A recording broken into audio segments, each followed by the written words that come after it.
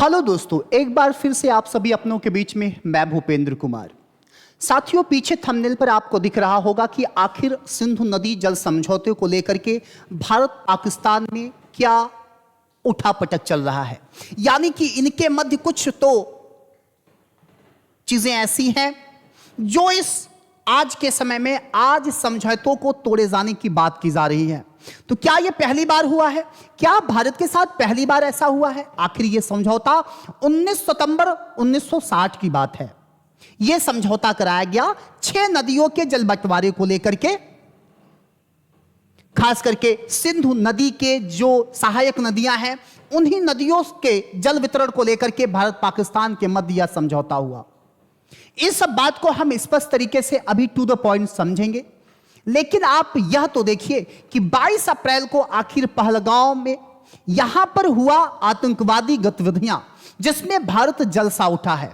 जम्मू कश्मीर से लेकर के श्रीनगर तक सभी इसके लिए आर पार की लड़ाई लड़ने के लिए तैयार हैं।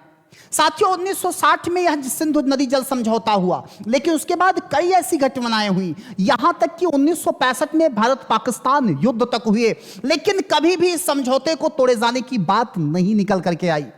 साथियों, मैं आपको बता दूं कि 2019 का पुलवामा अटैक हुआ और भी बड़े भारतीयों के साथ, यहां की सेनाओं के साथ नरसंहार होता रहा, चाहे वो हेमराज के गर्दन काटे जाने की बात रही हो, चाहे और भी तमाम आतंकवादी हमले की बात रही हो। साथियों, अभी 22 अप्रैल को आपने देखा कि पहलगाम में एक भयानक नरसंहार हुआ।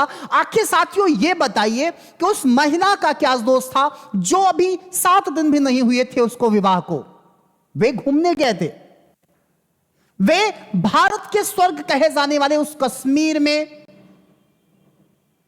कुछ सुकून के पल गुजारने गए थे, लेकिन उनकी मात्र यह पूछ करके हत्या कर दी गई कि तुम हिंदू हो या मुसलमान हो। साथियों, यह बात भी ध्यान रखिएगा, बहुत ही दूरदर्शितापूर्ण तरीके से यह कदम उठाए गए हैं। वे कहीं ना कहीं भारत में भी हिंदू और मुसलमान भाइयों के बीच में एक बड़ी खाई पैदा करना चाहते हैं। साथियों, आज का यह समय बड़ा ही सूझबूझ के साथ आगे बढ़ने का समय है। साथियों, इन सब बातों की ओर आपका ध्यान ले जाने के बजाय मैं सीधा चलता हूं कि आखिर सिंधु नदी जल समझौता क्या है, यह कब अस्तित्व में आया, इससे क्या क्या बातें यहां से निकली हुई थी जो कि आज यह करार टूटने पर है। यह समझौते को लेकर के साफ कहा जा रहा है कि सिंधु नदी जल समझौते को हमारे देश के वर्तमान प्रधानमंत्री श्रीमान नरेंद्र दामोदर दास मोदी जी के द्वारा साफ तोड़े जाने की बात कही जा रही है। और इसका बड़े पैमाने पर भारत के सरकार के ऊपर ही नहीं, बल्कि आप देखेंगे संपूर्ण भारतीयों का, 125 करोड़ भारतीयों का इनके साथ हां में हां मिलाया जा रहा है। जहां पर पाकिस्तानी गवर्नमेंट्स, वहां की सरकार भी बड़ी ही अफसोस जया कर रहे हैं। साथियों, चलते हैं सिंधु नदी जल समझौते की ओर। बगैर समय को जाया किए हुए सीधा चलते हैं अपने टॉपिक की ओर। साथियों, यहां पर मैं आपको एक बात स्पष्ट कर दूं कि जैसा कि मैंने अभी आपसे कहा, मैं बात कर रहा हूं सिंधु नदी जल समझौते की। किसकी बात कर रहा हूं बेटा? ध्यान दीजिएगा, सिंधु नदी जल समझौता। ध्यान दीजिएगा, सिंधु नदी जल समझौता। यहां पर एक बात मैं क्लियर कर दूं, कहा जाता है 19 सितंबर 1960, यह डेट जरूर याद रखिएगा जब यह समझौता हुआ, खास करके सिंधु नदी के जल वितरण को लेकर के। उस समय भारत के पीएम पंडित जवाहरलाल नेहरू जी थे, जवाहरलाल साहब थे। उस समय भारत के पीएम पंडित जवाहरलाल नेहरू जी थे, जबकि साथियों पाकिस्तान में प्रेसिडेंट अयूब खान साहब थे। कौन थे बेटा? अयूब खान साहब थे। कहा जाता है सिंधु नदी के जल को लेकर के, सिंधु नदी जल को लेकर एक महत्वपूर्ण समझौता हुआ, एक समझौता हुआ।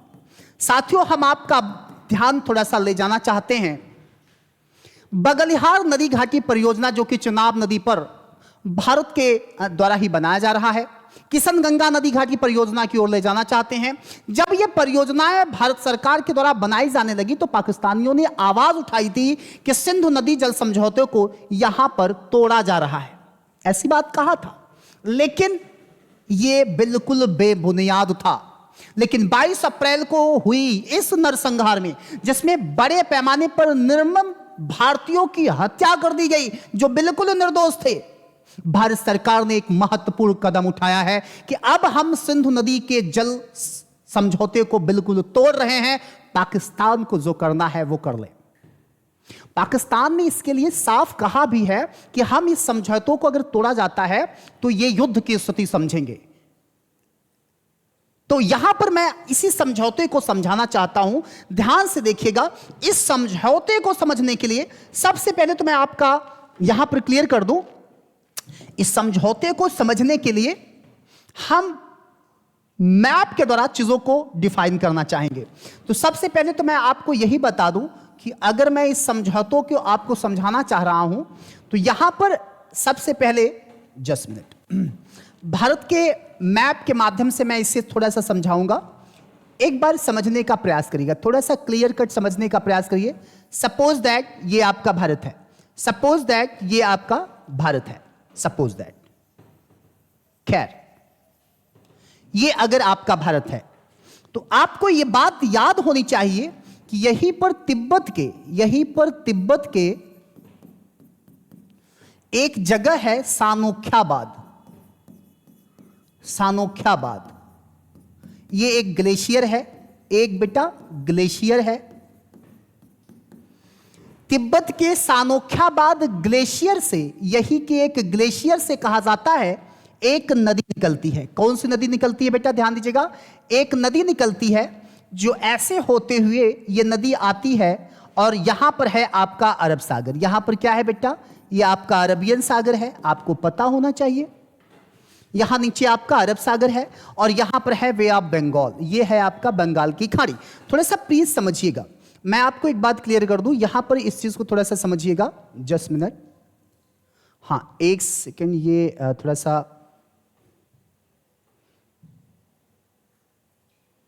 हाँ अब थोड़ा सा स्पष्ट चीजें दिखेंगी, अब थोड़ा सा चीजें स्पष्ट दिखेंगी। इसको आइए समझते हैं।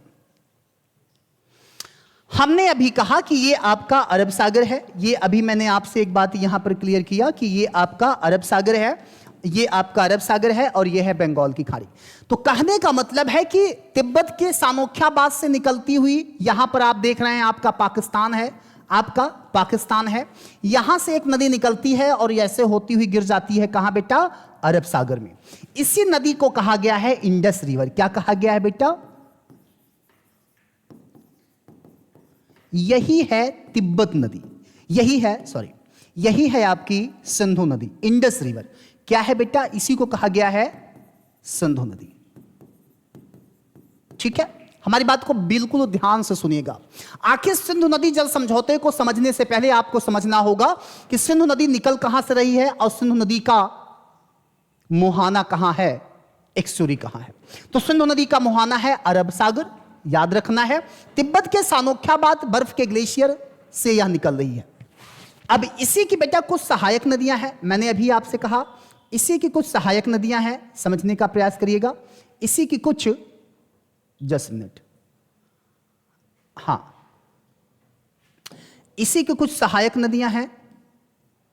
आइए अब मैं इन्हीं सहायक नदियों की बात करूंगा, अब मैं आपसे इन्हीं सहायक नदियों की बात करूंगा। जैसे 6 सहायक नदियां अगर मैं आपसे बात करूं तो इसी की साथियों 6 सहायक नदियां हैं।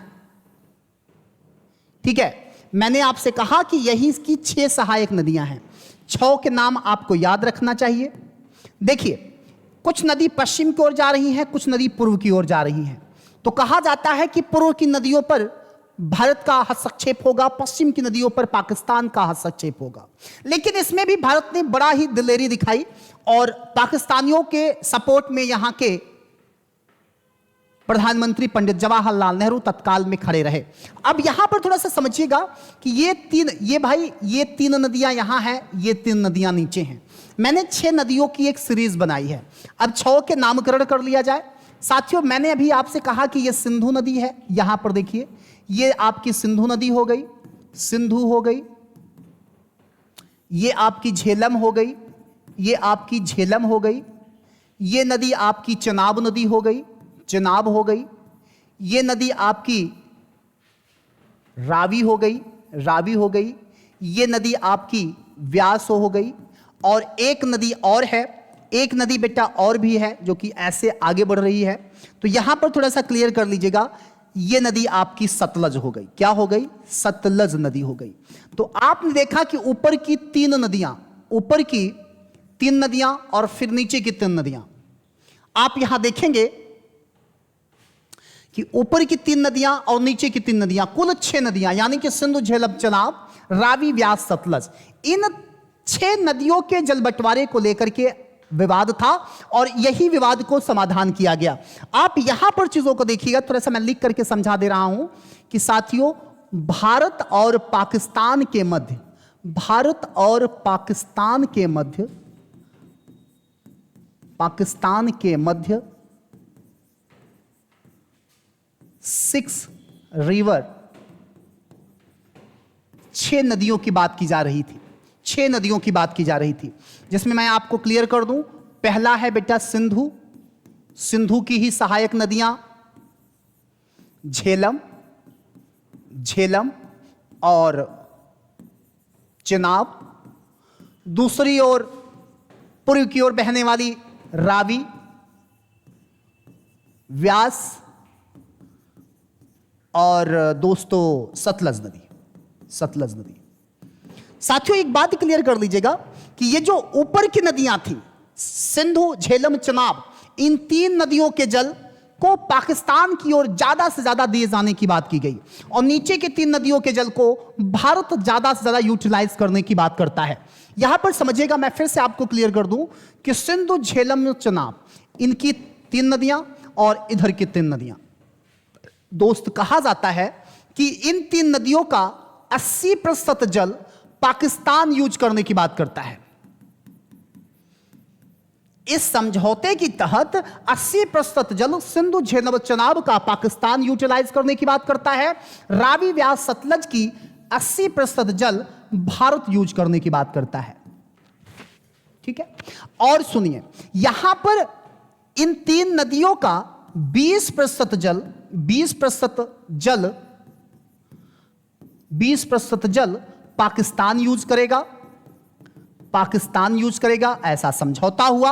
और यहां पर साथियों 20% सिंधु, झेलम, चनाब का जल भारत यूज करेगा। यह 19 सितंबर 1960 में यह स्पष्ट किया गया कि सिंधु नदी जल समझौते की क्राइटेरिया यही होगी। यह बात क्लियर कर लिया गया। हमें उम्मीद है कि आपको समझ में आ रहा है। भारत पाकिस्तान के मध्य जो 6 नदियों के जल बंटवारे को बात की गई, जल बंटवारे की बात की गई। और साथियों, यह भी ध्यान रखिएगा कि भारत ने पाकिस्तानियों को 63 मिलियन यूरो दिया था, 63 मिलियन यूरो दिया था। यह बड़ा बड़प्पन है भैया कि चलो आप भी हमारे घर के ही हो, आप भी हमारे अपने हो, विभाजन हो रहा है, आप जा रहे हो। कहा जाता है कि सिंधु नदी जल बंटवारे के बाद 63 मिलियन यूरो भारत ने दिया था। भारत ने दिया था किस लिए?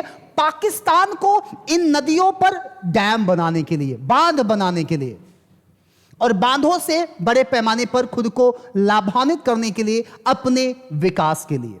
साथियों, मैं एक शब्द कहना चाहता हूं कि भारत शुरुआत से विरोधी नहीं रहा है। भारत के अगर इतिहास को उठा करके देखा जाए तो भारत ने कभी हथियार नहीं उठाया। कभी पलटवार करना तो भाई एक हद के बाद जरूरी है, लेकिन कभी पहल नहीं किया कि हां अब इनकी ऐसी की तैसी। लेकिन दोस्त, पहले तो कभी नहीं किया, लेकिन अब यह दौर जरूर है कि इनकी ऐसी की तैसी। जिस प्रकार से ये निर्मम लोगों की हत्या करते हैं, तो साथियों ये समझौते जरूर तोड़े जाने चाहिए। आप भी अपने विचार जरूर दीजिएगा कि वाकई आप भारत सरकार के साथ हैं कि आपके कुछ अलग थॉट हैं। साथियों, सिंधु नदी जल समझौतों को तोड़ना, वहां के पाकिस्तानी जनमानस को बिल्कुल प्रभावित कर देना कहां तक उचित है?